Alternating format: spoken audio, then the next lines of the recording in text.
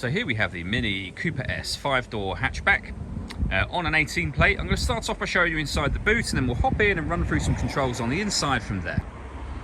As we approach the back of the car, you can see we have reversing sensors, plenty of boot space as well, along with that 60/40 split folding rear seat should you wish to increase this space even further.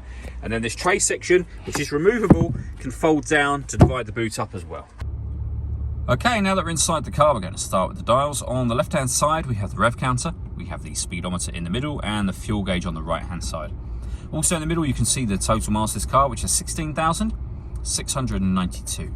The information displayed above that can be changed using buttons on the end of the indicator stalk for various bits of trip computer and car information.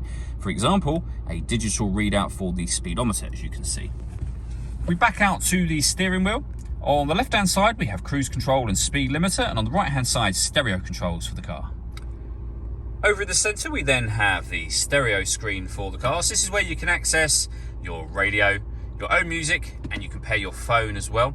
Pairing the phone is very easy. Go down to Bluetooth devices and follow the instructions on screen from there. All the movement I'm making on the screen is all being done using this dial.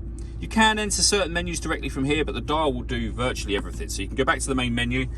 You can rotate the dial to radio, for example, push it down. You'll see we have FM, AM, and DAB radio, all of which you can access using the dial. If you listen to your own music, you can do.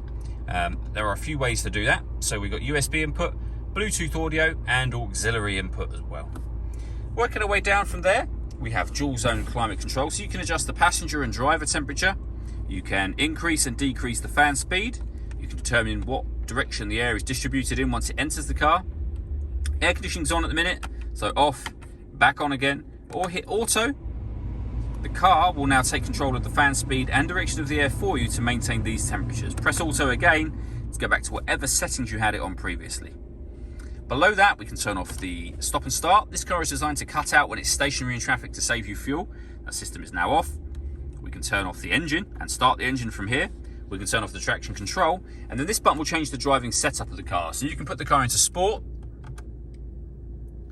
You can put it into mid, which is your everyday driving mode, and then green as well.